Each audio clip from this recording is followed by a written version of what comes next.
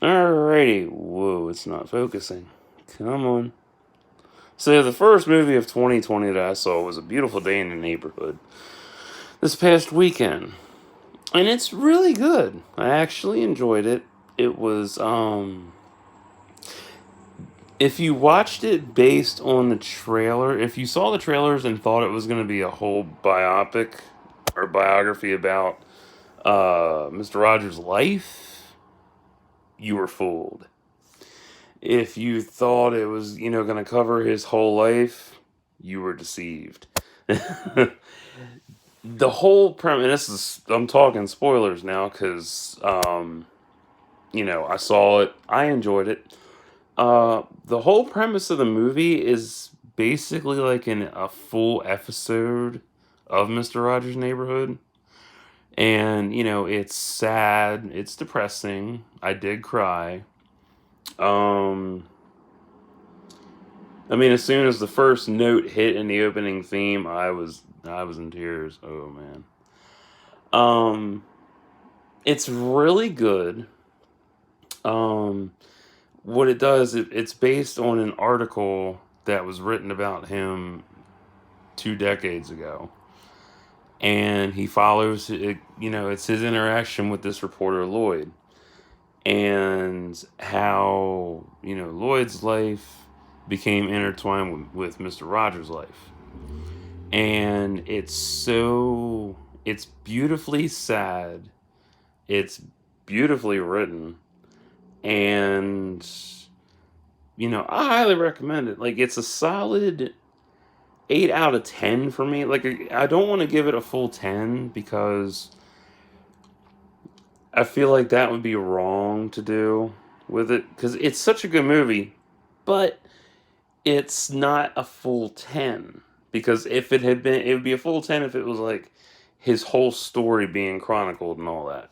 If it was like his birth and then, rise to fame and then everything else. Yeah, it would have been a hell of a film, and it would have been, a solid 10 out of 10 for me. But yeah, it's just an 8 out of 10. It's still worth watching if you like depressing films and whatnot. I missed part of the movie because I had to piss so fucking bad. Oh my god, that was mortifying. Ugh. Well, no, not mortifying. It was annoying because I was like trying to hold it, and the movie was almost over, and then I had to piss. Like, that's nice. So yeah, that was fun. Tom Hanks does an amazing Mr. Rogers, and then I found out he's a distant relative of Fred Rogers. Ain't that some shit? So that was really cool. Um, it's a beautiful fucking film, and the whole title for, like, the whole premise of it is so misleading that you think you're going to see a biography about Mister Rogers when it's only like a fraction of his life. That's like it's a small sliver of his life that's being covered.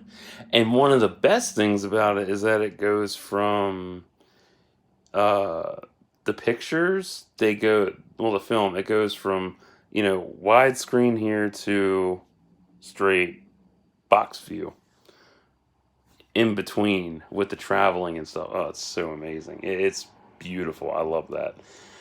um and make sure you stay for the end credits too, because in the end credits they show you how they did all that, and it's really phenomenal.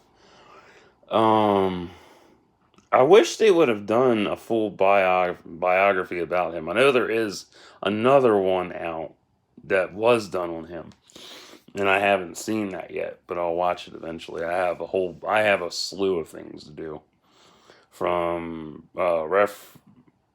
recommendations from friends to uh, all kinds of other shit. So I'm trying to back up. I'm trying to get my shit done so I can check everything out. Um, would I recommend this to you and friends? Yeah, check it out. See if you liked it. If you didn't like it, totally understand. Not everybody's a Tom Hanks fan. Um, if you don't like biography films, it's not for you. If you don't like The cast involved, definitely not for you. Uh, if you like misleading movies, definitely for you. If you don't watch it. Um, Trying to think. If you don't like films that make you sad or cry, definitely don't watch this. If you like to cry and be sad, definitely check this out. But stay away from sharp objects, pills, bathtubs, because I don't want you committing suicide. Well, yeah, don't commit suicide. But I have a different viewpoint on that, so I'll get into that in another video. um, what else? I don't know. I can't think of anything else. This is a good movie, though. It's about just shy over 99 minutes. So, yeah, it's a decent flick to watch. It passes the time. It's one of those, for being a sad, depressing movie, it's actually about medium paced. So, it doesn't, like, drag out like most films used to do with, like, I'm sad. I'm sad too. Let's be sad together. It's more fast paced because it picks up speed here and there, and it doesn't drag out like most films used to. Um, what else was there? I think that's about it. I was actually surprised to find out that Fred was the voice of the puppets. I did not know that all this time. So 33 years. So yeah. When did I start watching him? When I was like 5 to 7, I guess. So 28, yeah, 26 to 28 years later in life, I find out that he was the voice of the puppets. I did not know that. So that was exciting.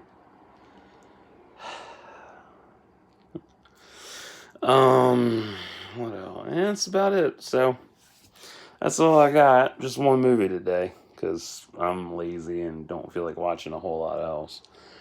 So, till next time, like and subscribe for thoughts and prayers.